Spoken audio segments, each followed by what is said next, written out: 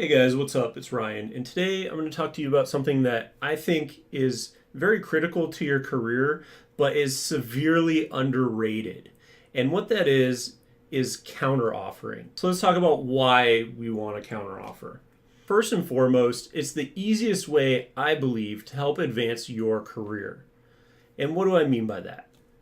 So when you counteroffer, as an example, say you counteroffer on just the salary. What you do is it helps propel your career earnings at a faster rate than it would otherwise be. As a real world example, say you're looking at a job for around $50,000 a year. But instead of taking the initial offer that the company gives you, you instead counter at 55. So what that does is it sets you up for, even if you don't counter anything else, you get when it comes time for raises, say they give you a 5% raise annually. What you get is you get not only that 5% off of the 50, but also the additional 5.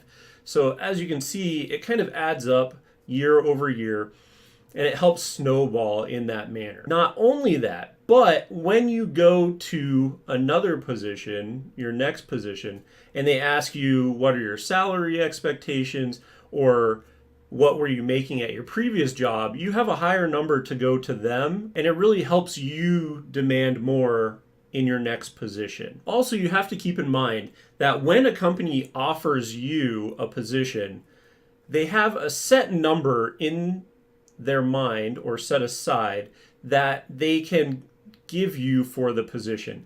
And most of the time, what they're going to offer you is going to be less than that amount.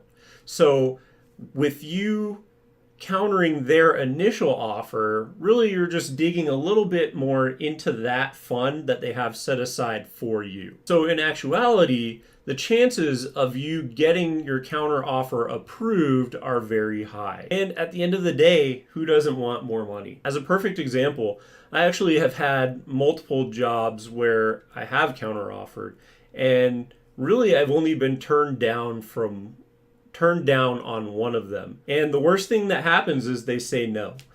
I still got the job at the end of the day, so there's no real negative consequences. There's really only an upside. And the thing to think about is you don't have to just counter anytime you get a position. You can also counter on raises, promotions, or other advancement opportunities within your company. Say they offer you a 3% raise at the end of the year.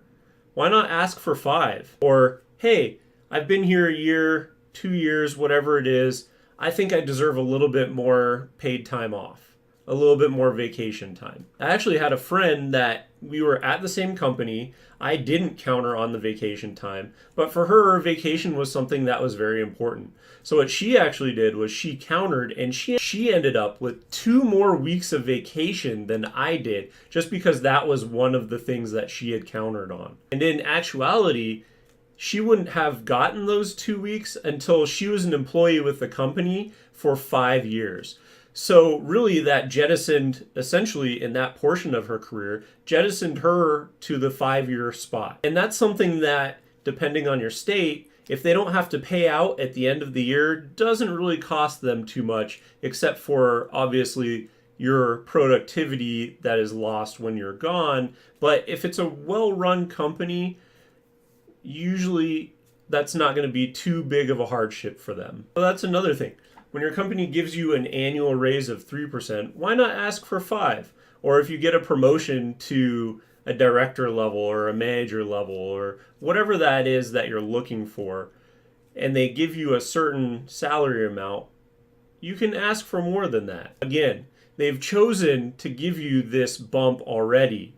So it is very unlikely that they're going to rescind that offer. And I know it might be intimidating to go forward and ask for it, but you can counter on a bunch of different things. Like say you don't want to counter on money, you don't feel comfortable with that, you're already getting a huge bump. You can ask for a vacation, equity in the company, stock options, really anything about the job, even work from home days.